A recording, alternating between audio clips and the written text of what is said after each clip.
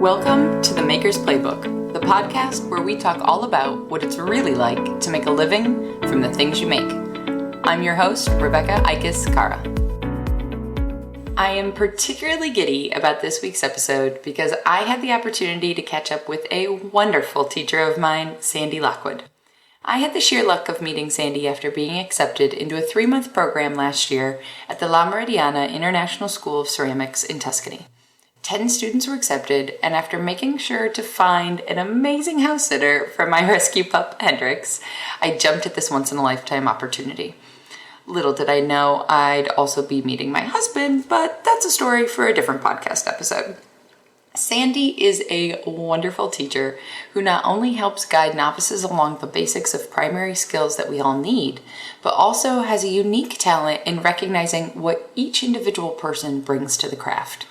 If you're in a place where you're searching for your own voice and style in ceramics, figure out a way to study under Sandy Lockwood for any amount of time you possibly can. In the meantime, I hope this podcast episode brings you a little insight. Hey, Sandy, welcome to the podcast. Hey, Rebecca. I know you from the time I was in Italy at the beginning of 2020. I was lucky enough that you were my teacher, and that does feel very lucky because there were students there who intentionally came to our program to learn from you, and I was clueless to the world of ceramics at large. But for those people that don't know you, who are you, where are you, the elevator pitch of Sandy Lockwood's bio. Right. So I've been teaching for a long time, for over 40 years, and the chance to come to La Meridiana was fantastic because I love to travel, and the idea of teaching in a totally different environment was fabulous. I'd already done a couple of workshops there, so I knew the layout, but certainly the 3-month course was very exciting to be able to take people from, one place to another place in the time of 3 months. So that was that part of it. My making practice is ongoing. I live and work for my artwork, and it's quite a big, comprehensive practice. So both making functional tableware and also making sculptural ceramics has been my path. And you said you started 40 years ago?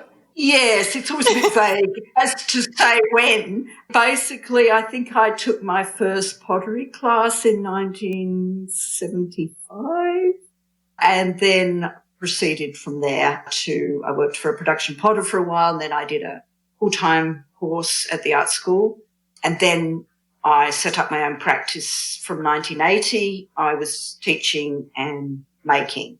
So that's the 40 years really is when I was properly making pots, not Sure. And what brought you to that first class? Was that kind of going into university knowing, hey, I want to make things, or?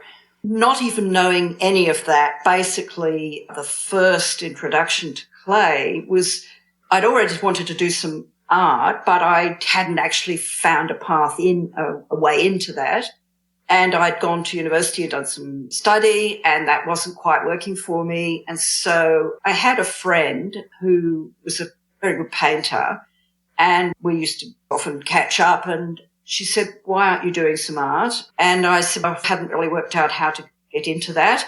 And she said, what about you go down to this place called Stanley Palmer Culture Palace, which is a very 70s thing to be doing because it was a drop-in centre and it was nearby. I lived in Palmer Street, so I walked down the road to this big old church where people would come and go, and they had a wheel and they had a very nice person teaching the ceramics.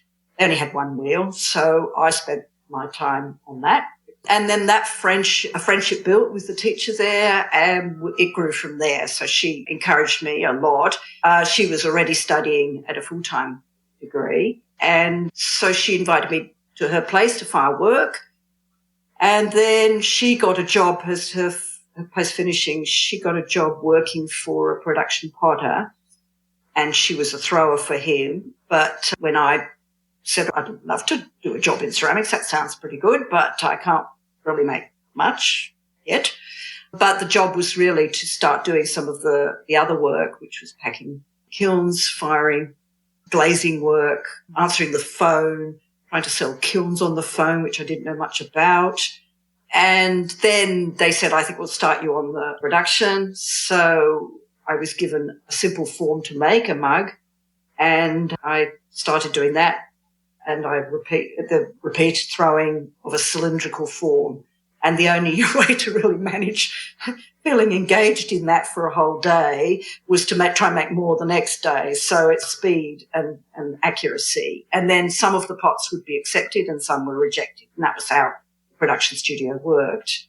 And also in that time, I used to be the person to do the jigger and jollying. So I would make endless jigger and jolly on a mould that goes onto a wheel, and a big arm comes down to form the inside of the piece. And that's a very fast production method if you're not a very skilled maker. And then that required me to turn, because they were all turned, a lot of pots. And so I had to get very good very quickly at, say, tapping on centre and turning pots, because it was all about speed. So I did all of that and then thought, I don't know anything about glaze, how to make a glaze or clay bodies, or only the kilns that I was firing there.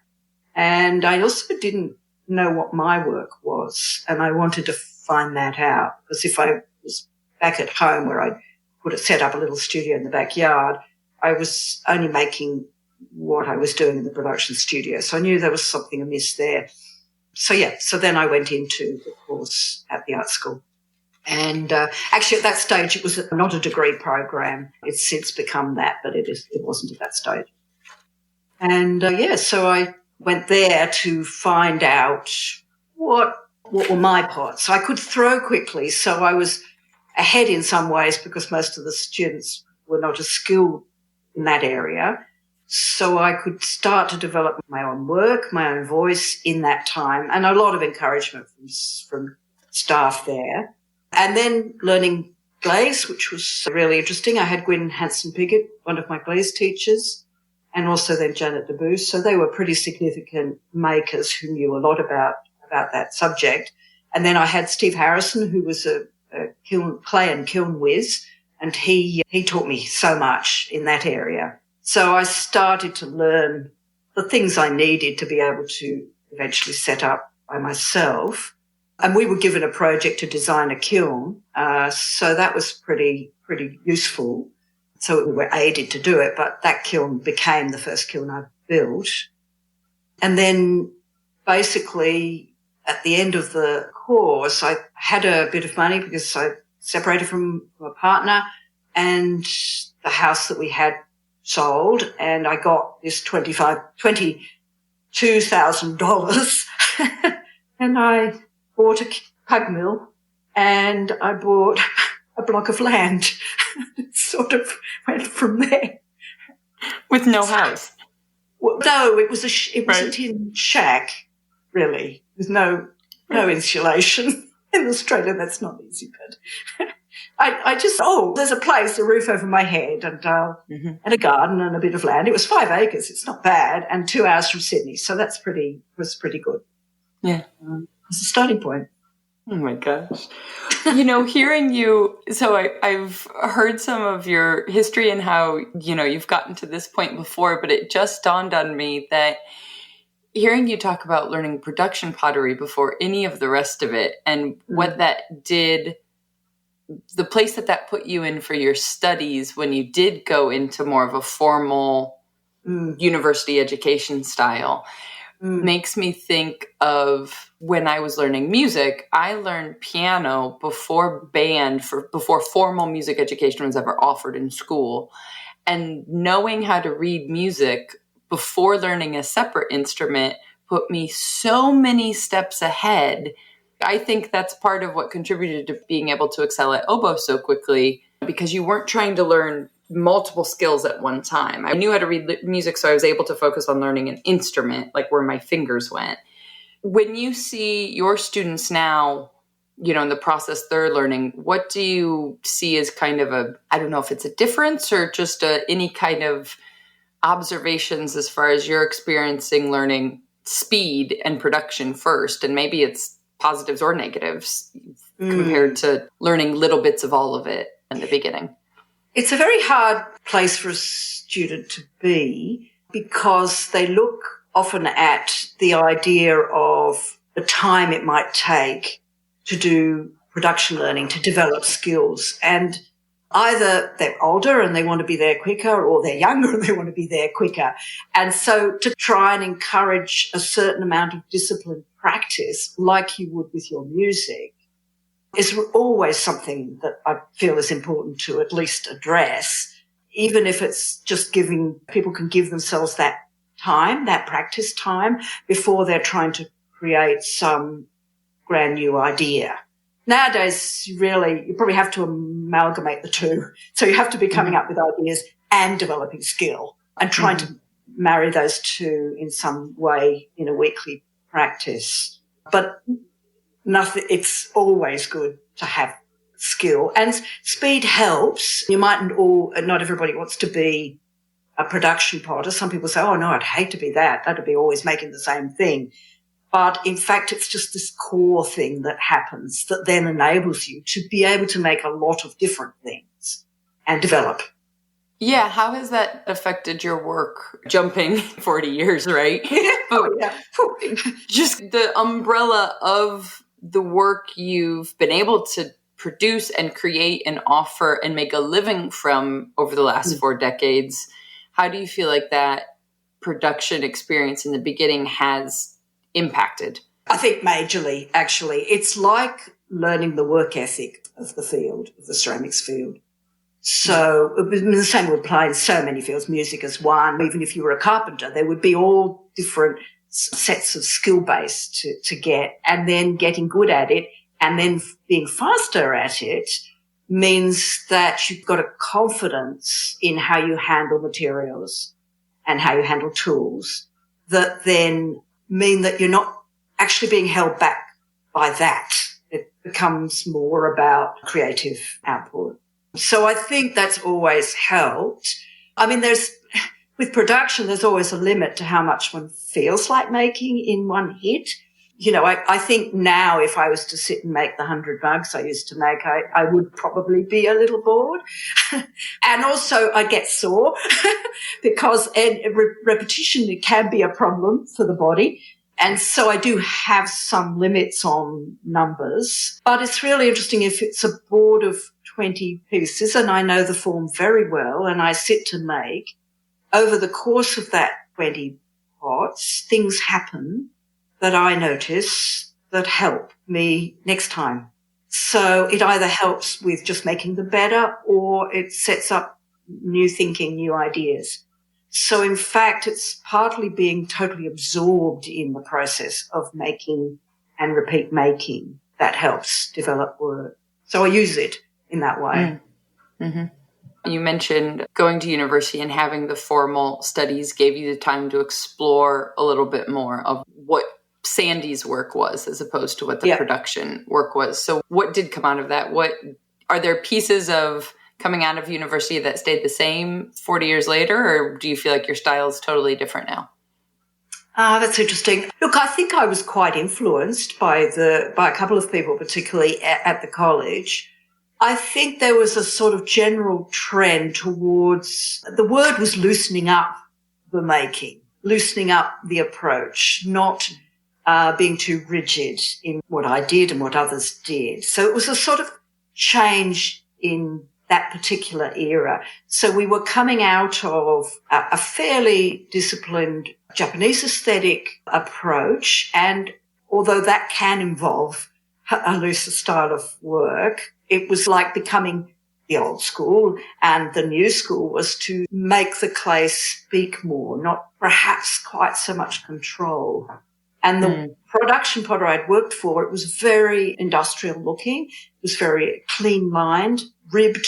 So it was that transition from a fairly formal style of work to a more fluid, expressive kind of work. And that happened at the college. And then that's what I pushed because that more interested me.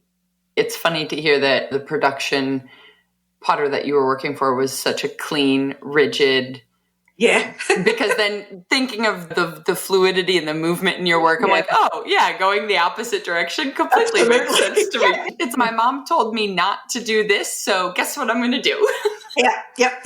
That's right. Oh, yeah. And I just felt so comfortable. It felt like it was the right place to be. And I've sometimes felt when I'm teaching that people aspire to something like that, but it isn't actually necessarily the right place for them to be. I think your personality really has to come into it.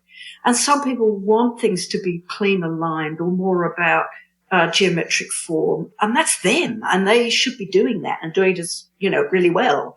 So I get a bit wary of, there's a hierarchy of some kind between the loose throwers and all those people who are a bit tight.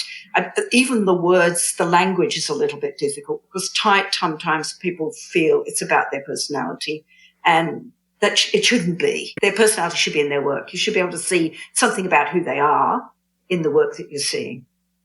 I'm smiling and laughing on this side of the microphone because I'm thinking about my obsession of making those bowls in Italy and going, I wonder what that did say about my personality.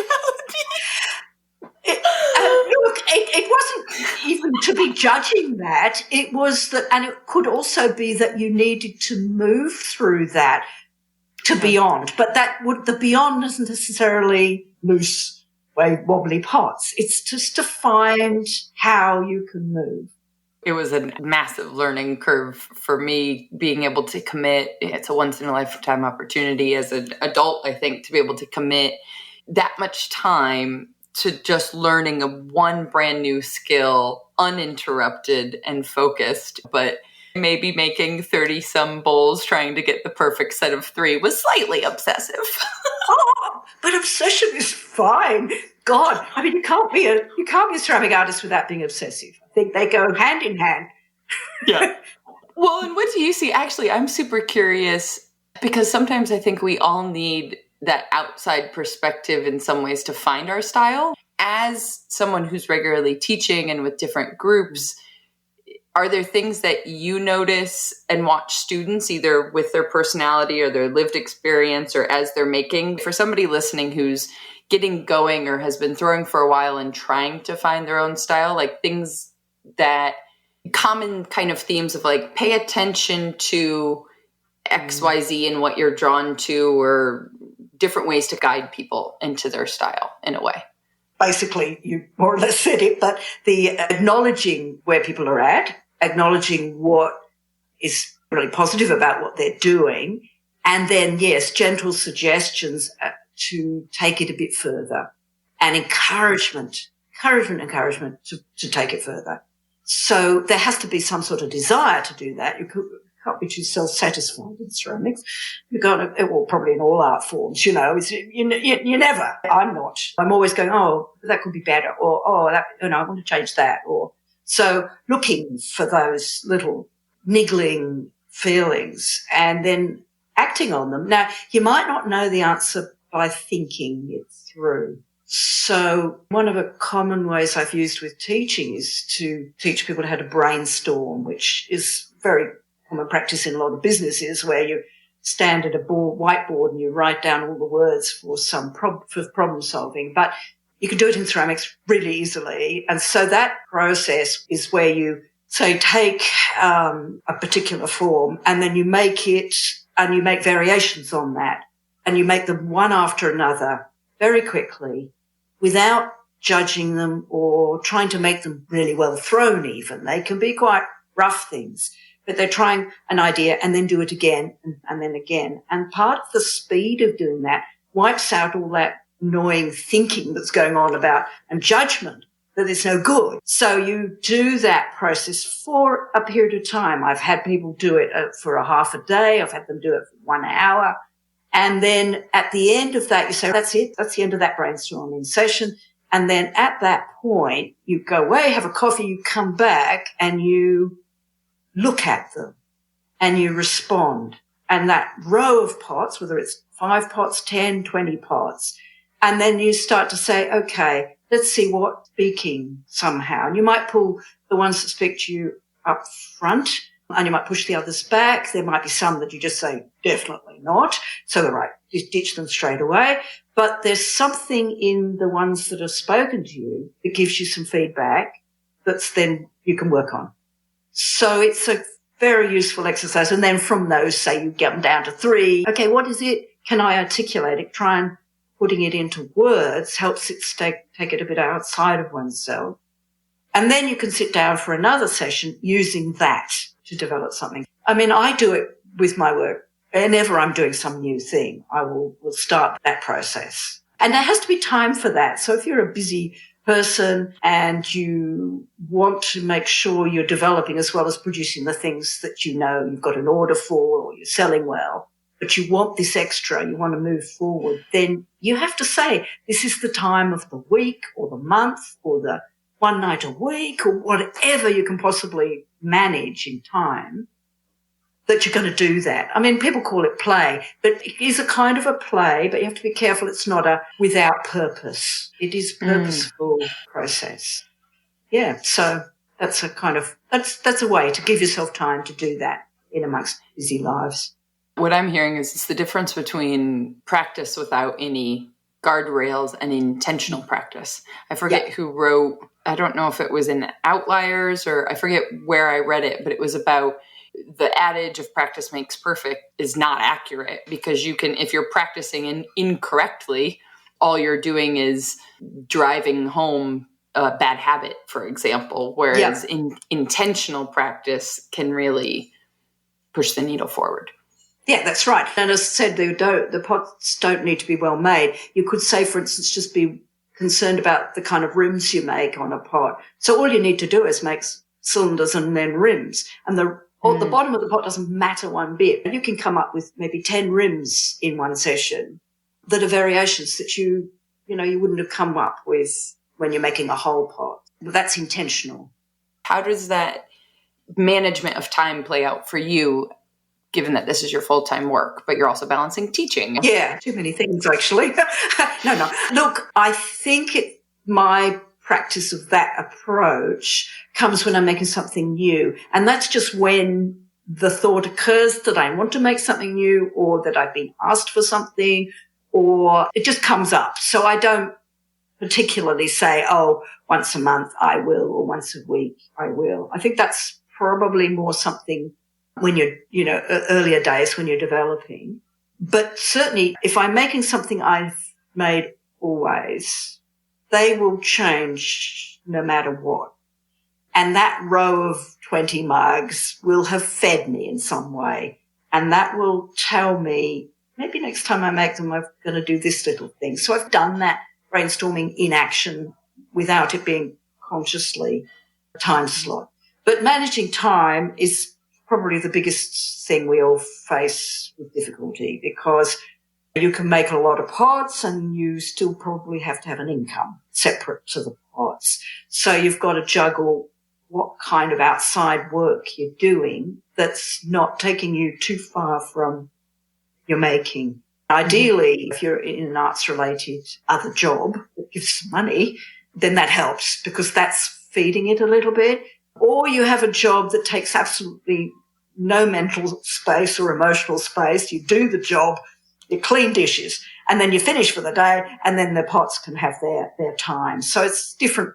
People work it out in different ways. But the reality, I think, for most is that we have some other form of income.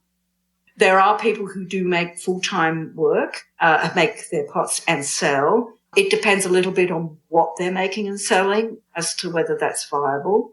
And I think teaching for me has been my way of not having to do the selling of everything that I make. I mean, I don't really advise selling everything one makes because you regret it later.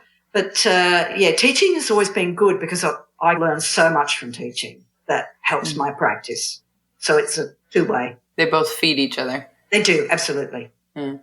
How does that also work then? You mentioned that you have your tableware, but also fine art, more non-functional. How do those two blend also from a viability standpoint?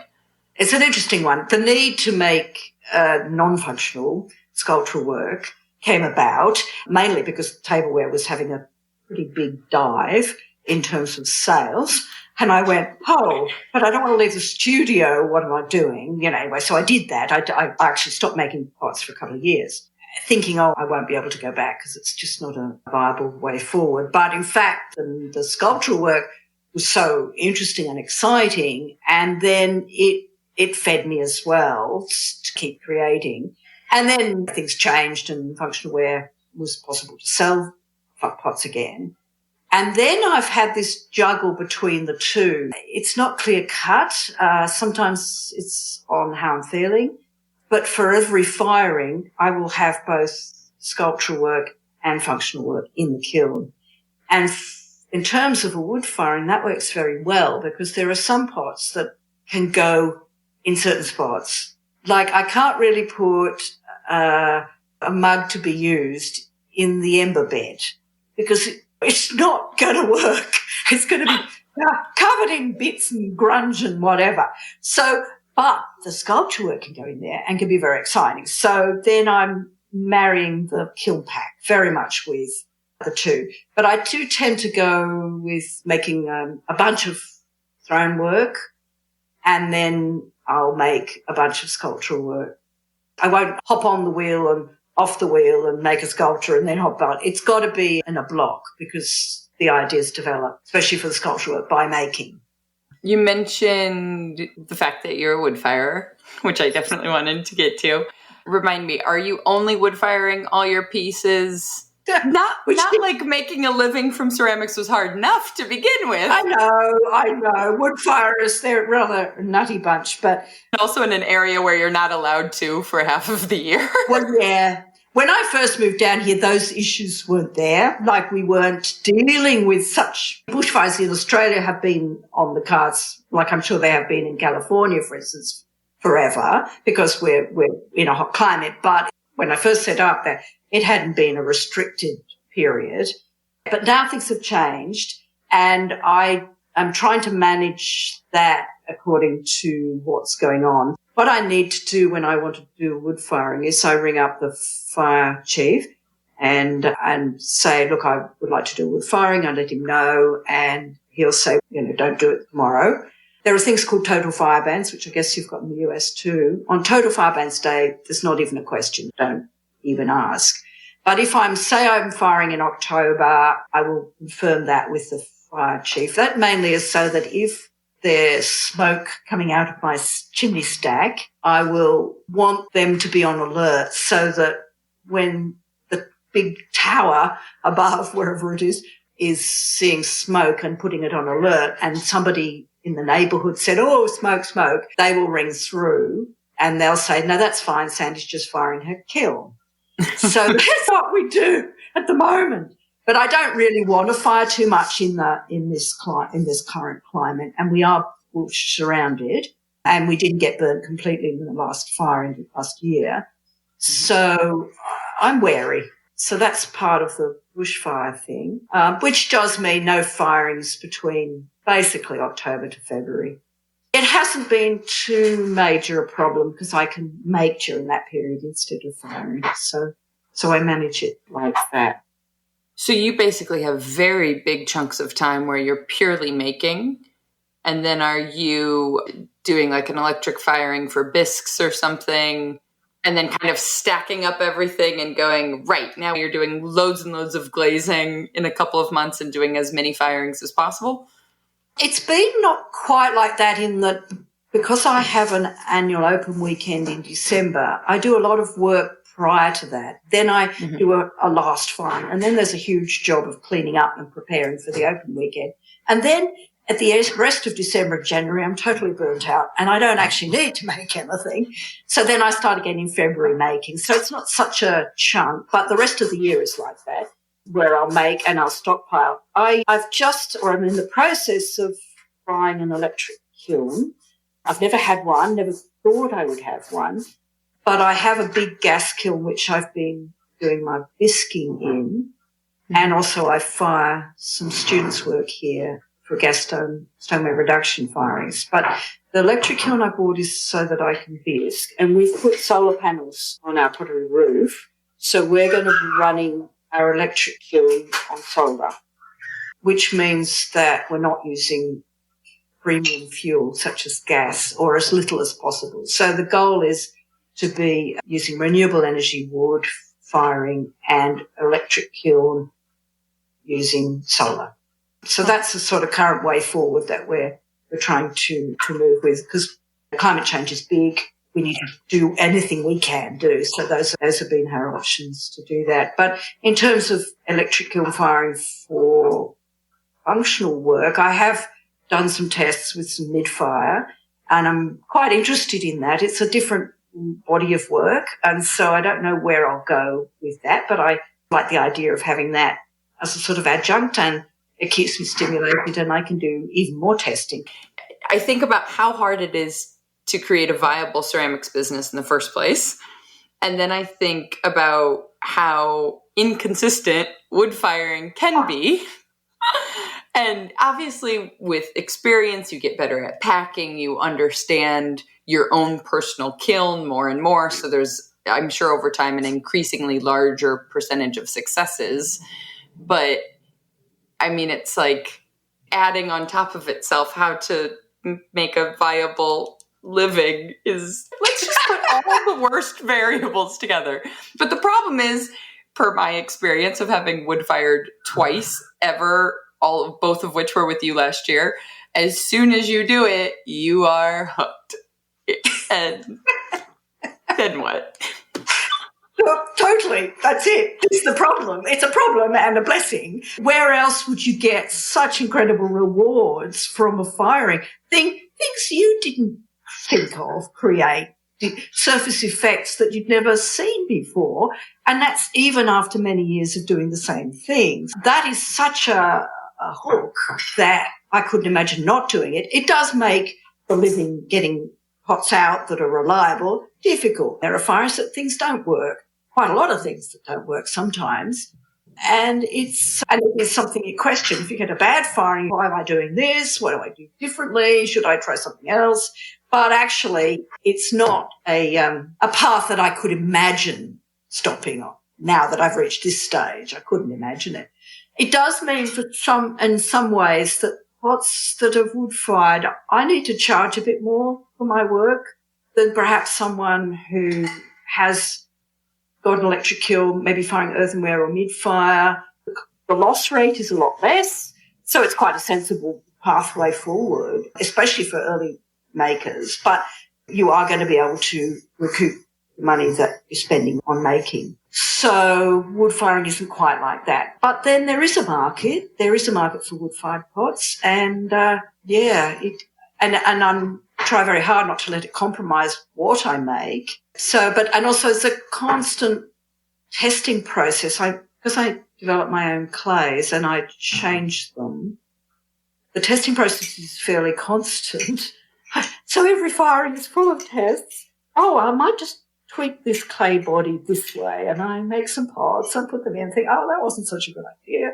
Or, oh, that was a great idea and I've learned something. It's totally what keeps me alive. I would be lost without research and testing. Interesting. Yeah. It would be boring then. That's when it would be boring. So we said 100 of these things and they go in the kiln and they're all right when they come out. And I think, now what? So anyway, yeah, I live with it. Heaven forbid something be reliable. No, that's boring. Yeah. The other thing that I'm hearing, at least, is how much you've had to change over time in terms of starting with tableware and then seeing this drop off in tableware and having to discover a new thing. And I'm sure there's been other things in between the two, but now seeing the massive realities of climate change and how, being a responsible citizen that you are, you're trying to make changes to your practice in order to recognize those needs. What has, and maybe it's hard to think back throughout 4 decades of work, but that necessity to be able to change, and also, in my perspective at least, change quickly enough, like within time, to keep a business going, to keep a studio alive. What has that experience been like? Adaptability is what you're talking about there, isn't it? It's how do you adapt to changing circumstances. And basically I've gone through huge highs and lows with it. Oh my goodness, can't do that or have to do that, and having to adapt and rethink and question and maybe seek advice or stop for a little bit and take a break. I've done that at times. Things are in a constant state of change, but I suppose I'm more prepared for that in some way because I'm wood firing and because I'm making my own clays. So it gives me that edge on. I'm not dependent. One of the things I've noticed is that people are buying their clay, which is great. Most people can't make clay like I do. But then if something goes wrong with the clay, the knowledge isn't there to do something about it.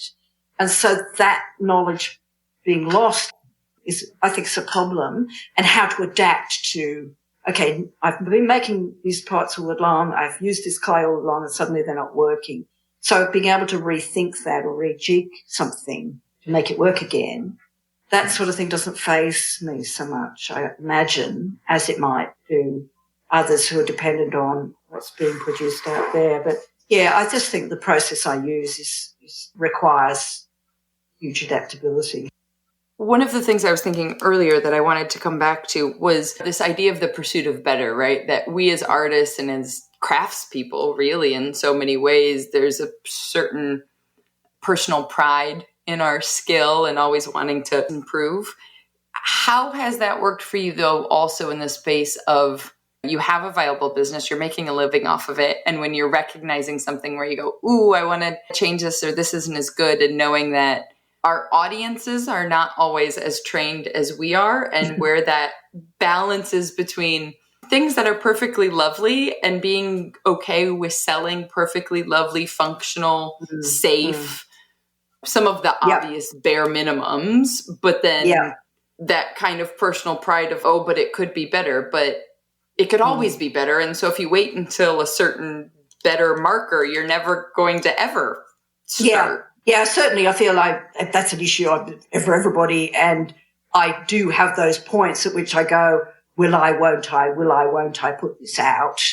I'm big on editing, so I will try very hard to have edited as much as I can when I'm ready for it. It's quite interesting. I've never been good at immediate pull them out of the kiln and edit. Some people say I just have the bin next to the door of the kiln and I throw them in, and I don't think I could bear to do that because I think I need to live with them a little bit and then I let go. And sometimes that letting go might be a year away. You know, it might be that I've sort of hung on to it and I haven't quite worked out why I've hung on to it. And sometimes I need to hang on to it to figure out why I'm hanging on to it, and then I can let it go because it definitely doesn't serve a purpose. But look, it's tricky. I worry about compromising on certain faults in ceramics. I agonize, oh, this has got a slip crack, or this has got a bare patch where things haven't worked so well. When is it okay and when isn't it okay? And I have to judge those pieces by looking at them and thinking, how much does the fault compromise the aesthetic? So it is tricky. That works particularly for non-functional work. So there will be pieces that I will put out there that actually have got a crack in them. That the crack is not the idea and the aesthetic and the feeling of the pot is not lost by the crack. Whereas other pieces, the crack is definitely, absolutely gone. And if it's functional, if it's a mug and it's got a small crack in the bottom, I probably won't let it go. Although I have a fantastic system where I put them in a shelf at the back of our house, and then my daughters come and help themselves. And they give them to their poor friends. And so I feel a little less like I've got rid of them completely. But we have a huge smashing pile as well. And so Colin's daughter's son loves the smashing pile. And so we give him a barrow of pots and he goes and smashes to his heart's content. And the smashing pile is a bushfire. So the fact that there's a row of pots along this track means that it might stop the bushfire. So that's what we do. But I do edit. I do get rid of pots. I'm disappointed. I will be quite upset sometimes about, oh my goodness, that lot's got to go. But when I've made the decision, it just happens. So yeah, It's really important to maintain standard. And the smashing pile is still functional. So you're still making functional ceramics. That's right. Yes, it is. I mean, what do you do with all that stuff? Because if you take it to the rubbish, you have to pay for it. We don't have a rubbish service here, a garbage service. So if you want to get rid of stuff, you have to take it down. You have to pay for it. So that's not so good. That's the actual opposite of what you're trying to do. Yeah, that's right.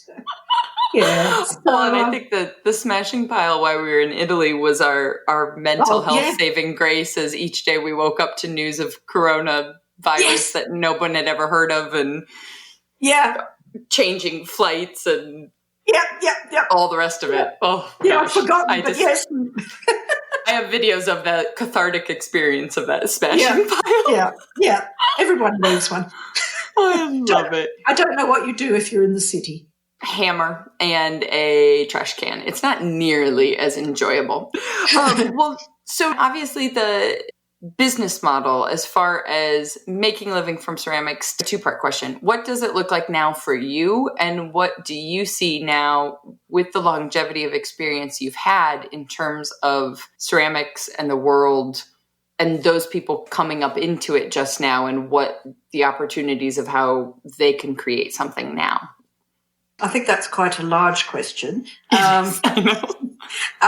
Okay, so look, what it is for me now is I'm happily retired from a permanent part-time job, which means that I have got a bit more time. So I'm going to maintain some teaching, and I'm doing that here. And that provides two main things. One is having contact with people, which I really enjoy, and the exchange that happens by teaching. And it also provides a bit of regular income. So I can run those courses here. We've got wheels and a setup, so I run throwing courses. And I've also been doing some introduction to wood firing courses. And I could probably run 6 of those, but I've only got 2 planned because there is a lot of interest, because there's not many places where new people can go and even have an experience of wood firing and know whether it would be a possible path forward. And as a result of those wood firing workshops, several people have built their own kiln and have started wood firing. So I'm really pleased about that, because it was at one point over the last few years being dropped off as a sort of possibility. Colleges were removing their kilns. Students were just doing only electric firing and only buying their own clay and only buying glazes. So some of that skill and that opportunity for part of the spectrum of ceramics I felt was being lost. So my path is to maintain some of that.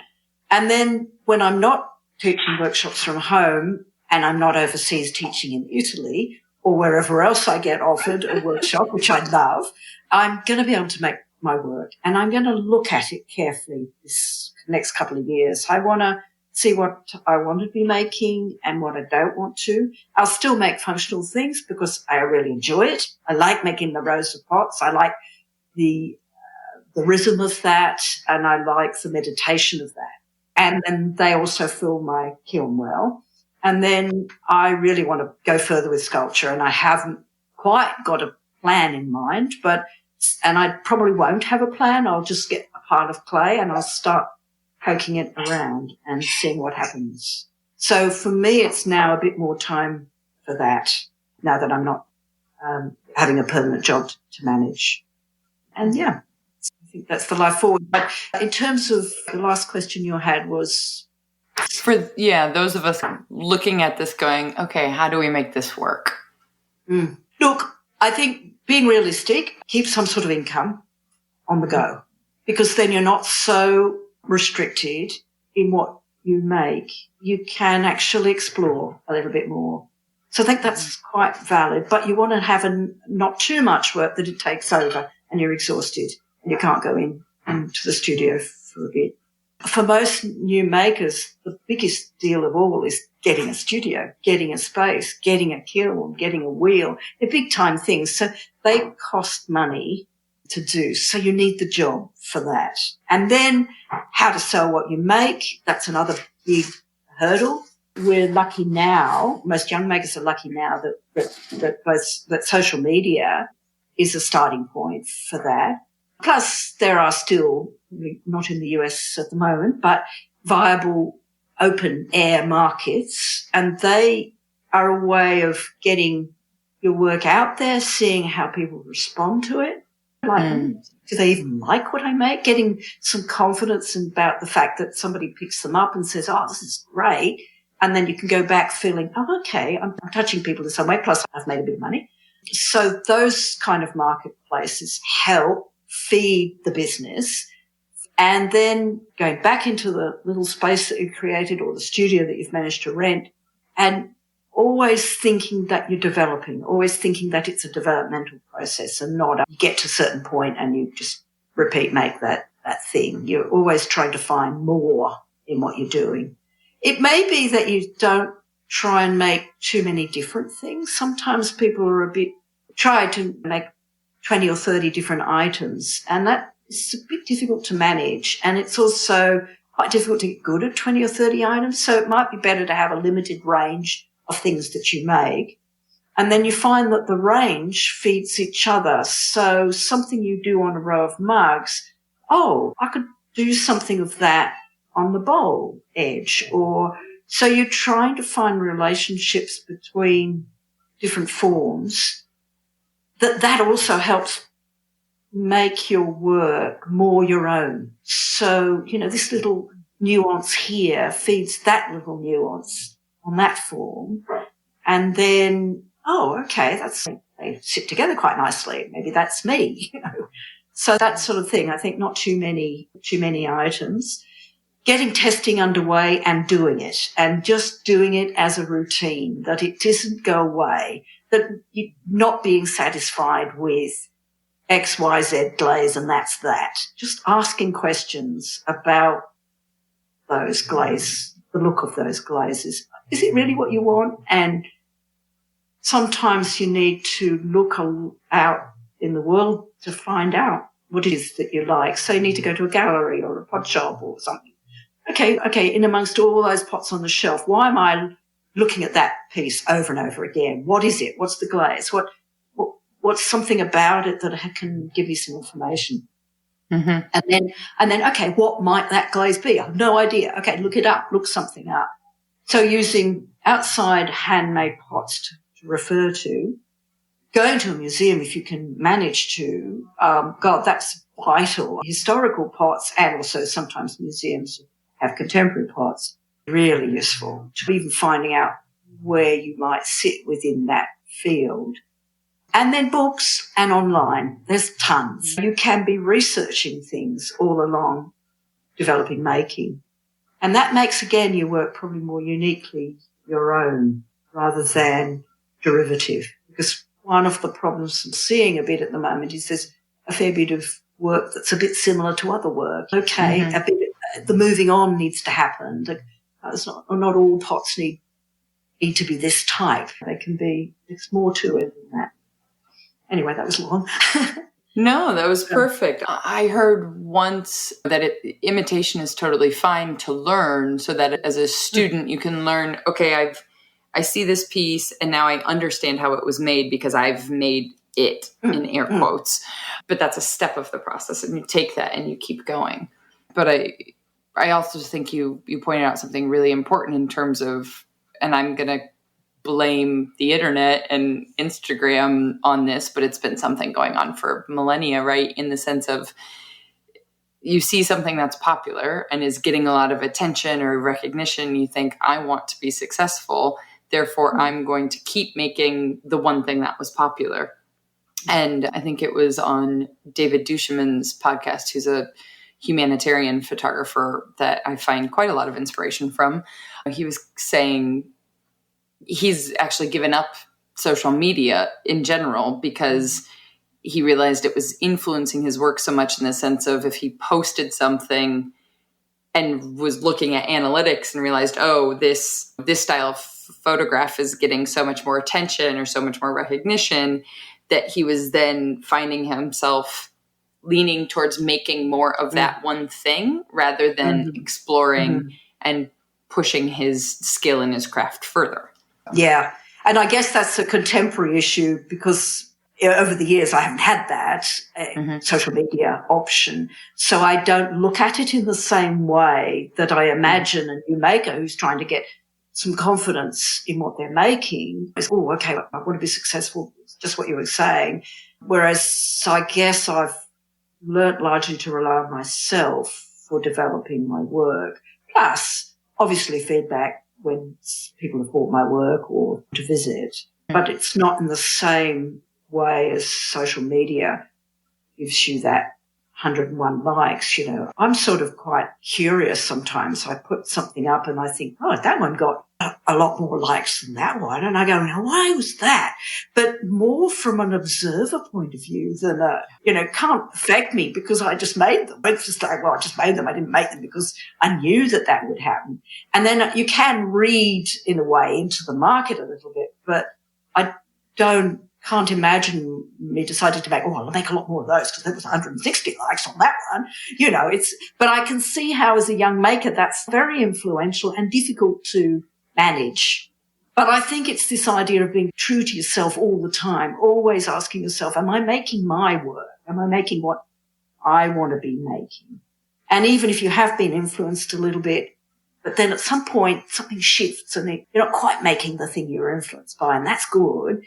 And if you only were ever sort of borrowing from someone's work, you'll reach a dead end because where are the ideas coming from? They're only ever coming from what that person might make next. So it's a very, very limited palette. So maybe even you have to, I don't know whether anybody can do it, but turn off the social media and make for a month and not look at anything. And what happens then? You know, what is your voice? That you're hoping will come out. Yeah. Wonderful. Yeah.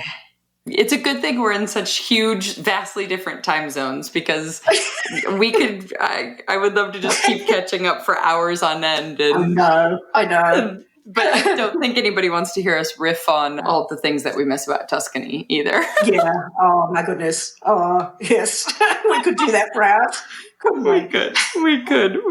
Oh my goodness. Sandy, thank you so much for taking the time. Thank you so much, Rebecca, and good luck with your journey forward. I'm sure you make a great potter. So it's fantastic. Thank you. It is handy that I have that other person around now to be like, you're not doing that right.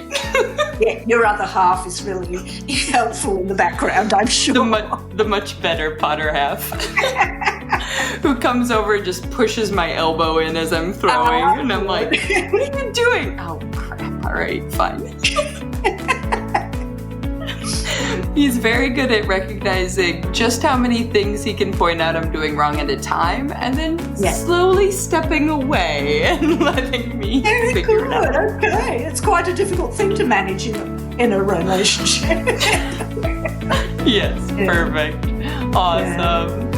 All right. I'll wrap it with that.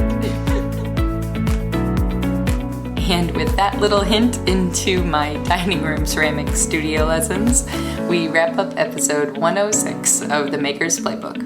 You can check out more of Sandy's work on Instagram at slockwood737. Of course, if you enjoyed this episode, please consider taking 60 seconds to subscribe and leave a review wherever you're listening.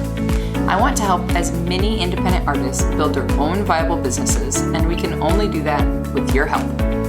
As always, if you want to be sure to never miss an episode of the Maker's Playbook, not to mention get my insider tips on how to take better photos of your work, specifically for ceramicists and makers, be sure to subscribe to our insider email list by clicking the link in the show notes.